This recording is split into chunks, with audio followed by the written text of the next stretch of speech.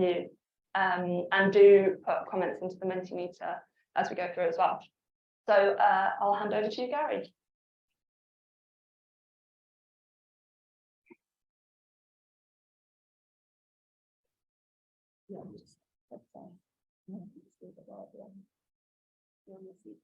Is that okay? Well, thanks for inviting me to Stephen and Gareth. But I should be honest in saying they invited my boss, Presley, since retired. So I'm very much the kind of second in command, really. But I was able to remember I was wearing blue shoes this morning, so that's the type of guy you have. Okay, is there a presentation, Gareth? Click. Point it this way and click. Uh-oh, bigged up my. Oh, there we go. Brilliant. I can do that. Fantastic. I was having a little titter to myself this morning. Goes Igloo, in the projects we've done, we've always tried to take a positive approach towards people, police and planet. Does anyone, well, I should tell you why we've done that. Does anyone remember the 1999 task force? John Prescott, things will only get better. Richard Rogers. That's where it came from. It was a government vision at the time. If we're going to use brownfield land, we had to base the development on those principles. And on the back of that vision of government, Aviva gave us £100 million to invest in brownfield projects. So I thought maybe, Hannah, I was thinking this morning as chair, you might want to ask anyone in the room if they're thinking of setting up a £100 million business on the back of NPF4. I haven't read it myself, so I don't know. That's a little challenge for us. Anyway, oh, is it going to work? There we go. So making brownfield development happen. I'm not going to advocate for brownfield. I take it that's a given. I'm going to talk about making it happen, and I put in brackets the obvious thing that is probably picked up in a point of a lot of speakers this morning, from Stephen talking that things haven't happened rapidly. Brownfield development happens slowly, and there's a reason for that. These projects are bloody complex. As Sarah said, they're a nightmare. But the low-hanging fruit is long since gone, and we're now dealing with some really, really challenging sites. The challenges I've put into 5 kind of broad themes this morning, which I'll touch on, which you can read there for yourselves, really. In doing that, I'm going to mention 2 projects. I could have done one easily and spent 15-20 minutes on it. But I'm going to mention one in Glasgow, which is a former distillery, the former Diageo distillery, which I've been working on with Sarah's team for years. And we're finally on site, which is brilliant. Another one is in Sunderland. It's a former brewery. So you can tell I go around the country kind of demolishing the alcohol infrastructure. But I thought that might give you a little interesting contrast between the 2 approaches, north and south.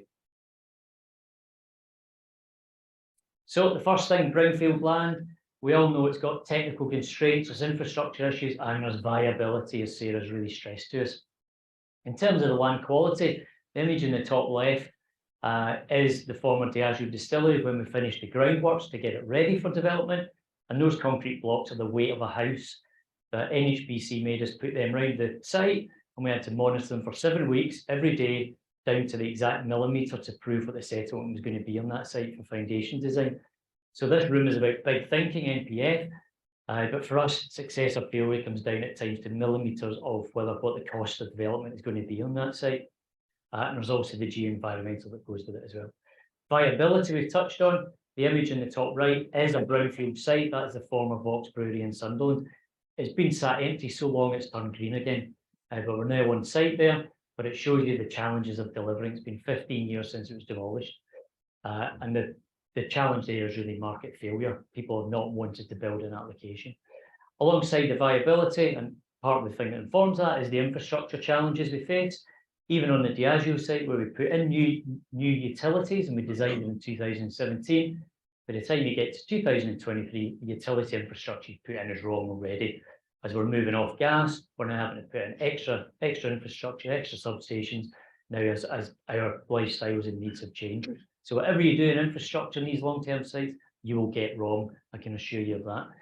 Drainage is the same. Both sites have got massive drainage constraints, but in Scotland and Glasgow, the public sector really took the lead between Scottish Water, Scottish Canals and the City Council, and they're using the canal, that piece of visionary infrastructure from the late 1700s, and now giving it a new vision and purpose to unlock housing land. Absolutely brilliant piece, and we should all be clapped for that. just took a little bit longer than we probably want. In terms of active travel as well, no point in designing these new places and building them if they aren't connected in and kind of being part of those 15-20-minute neighbourhoods. And Irene's talk gave us far more of that this morning than I could do justice. But we need connectivity to encourage people not to use the car. So that's the technical constraints. How does funding support and the agency network look in 2023 for us as a developer?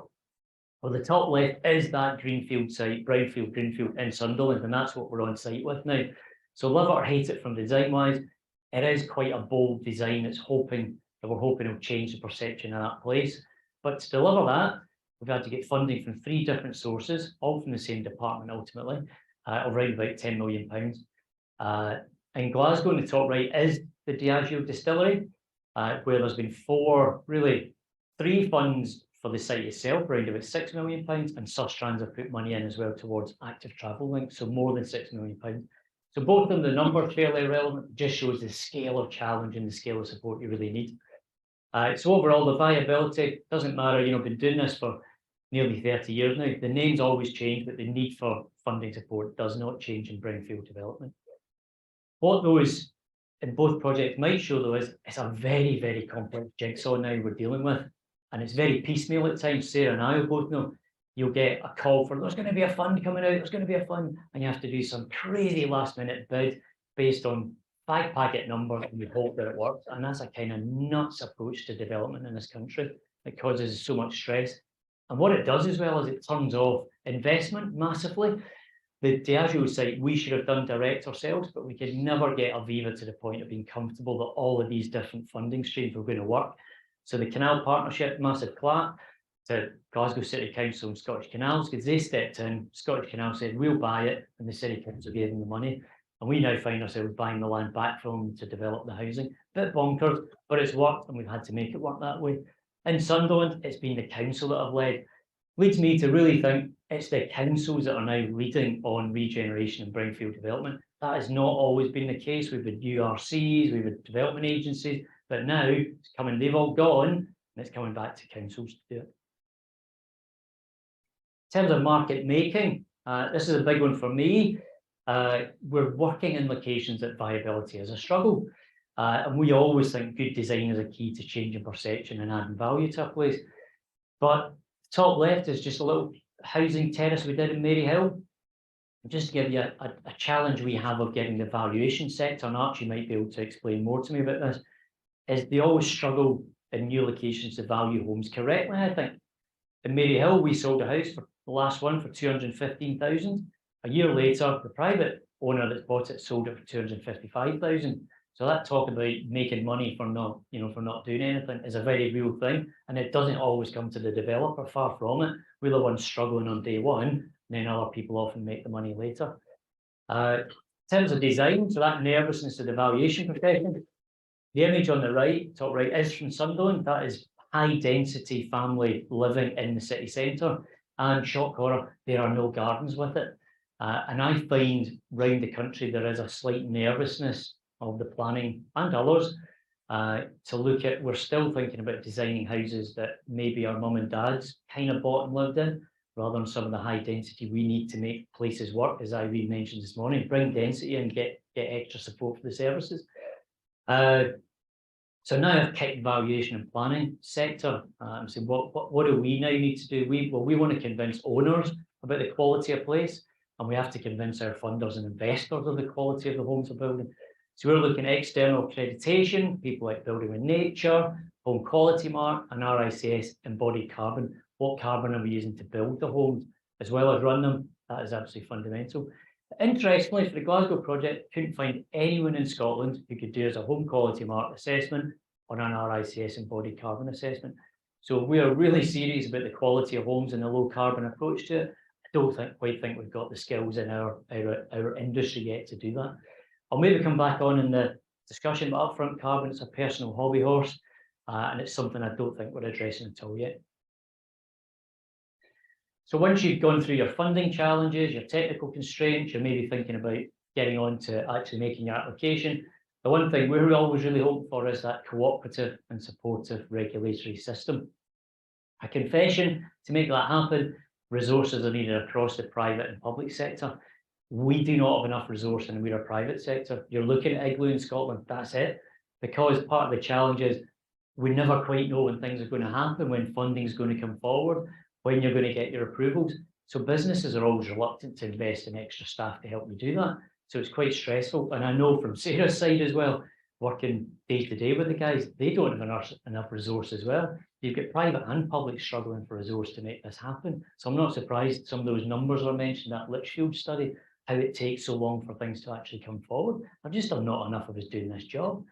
So how do we work that round? In Glasgow, the scheme in the top right, 78 homes, the first phase on the Diageo site. Took us around about a year to get the planning, the MSC planning in place. So our work round as we're going through that, and that's with brilliant case officer, but everyone's just short of staff. So what we do as a work round is you have to do your tender through that phase, and you have to do your technical design. So you're always, the old Reba was do it stage by stage. Now we have to basically do everything at once. And I think we should clap ourselves here as we got planning about 5 days before we started on site, which is massively quicker than those numbers in the Litchfield study. So I think we should be pretty chuffed with that. In Sunderland though, full application, 132 homes, quite a complex scheme. It's the one in the top left. So I'm going to give you a chance to guess how long it took, and you'll fall off your chair, Sarah, how long it took to get detailed approval and a Section 106. I'll give you a bit of a clue. It's more than 6 weeks, but less than 8, 7 weeks to do it. And the reason why, the leader of the council said, I want this to happen, and it has to happen now.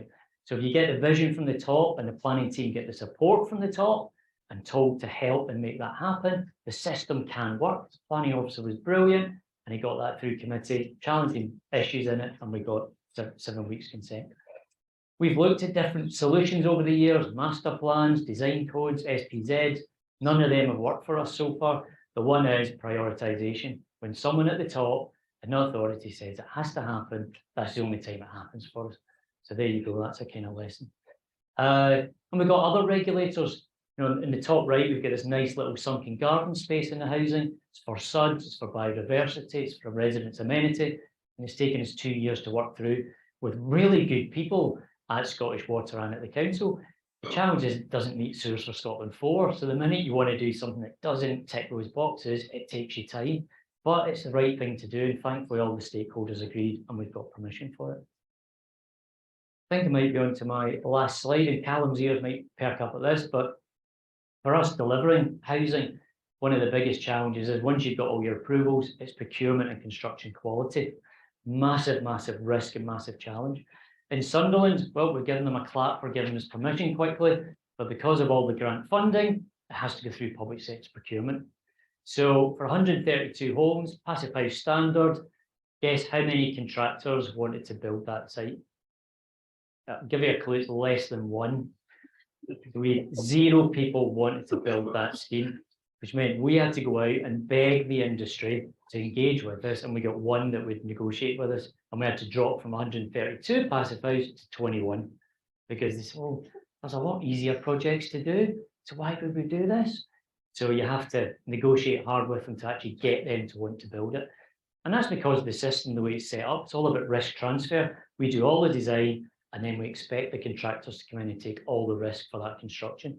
The next challenge is, and the bad news is in Sunderland, the contractor goes bust after 6 months. And that's happened to us 2 or 3 times in the last few years because of that risk profile in the industry, which then leads to delays. And then the biggest challenge in there, we go back to losing some of the funding because it's always time critical. And you go, this whole thing, this whole tight little jigsaw then falls apart again.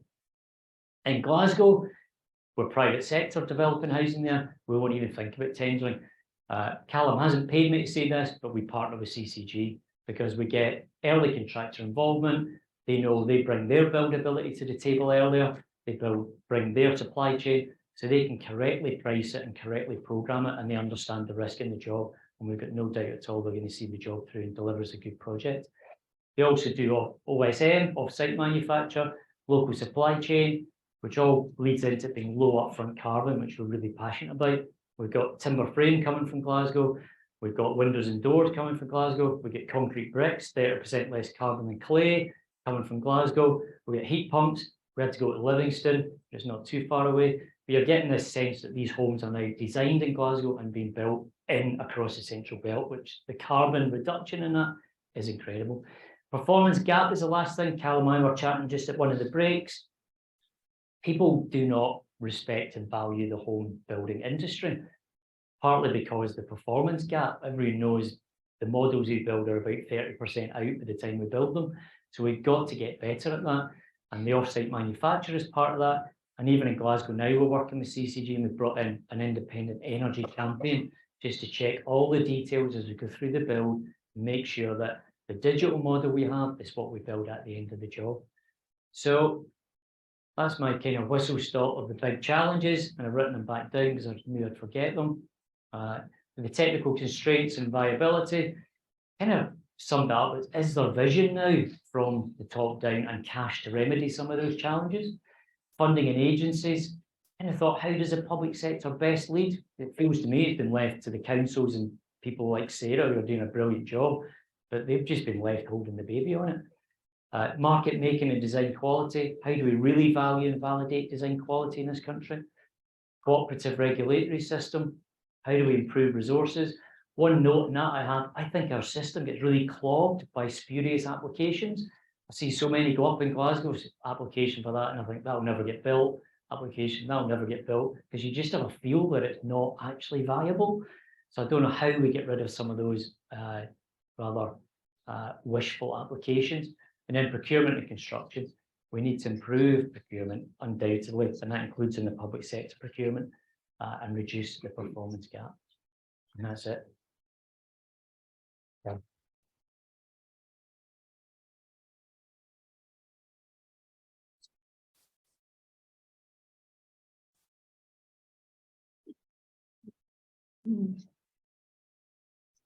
Thanks so much, Gary. It's really useful to hear how it's working in practice on the ground, and there are clearly significant challenges still to be figured out, especially with huge implications for how we scale this up massively. But I'm going to hand over to the panelists to respond. So Callum, if I could start with you, and if there's a microphone you could just pass down.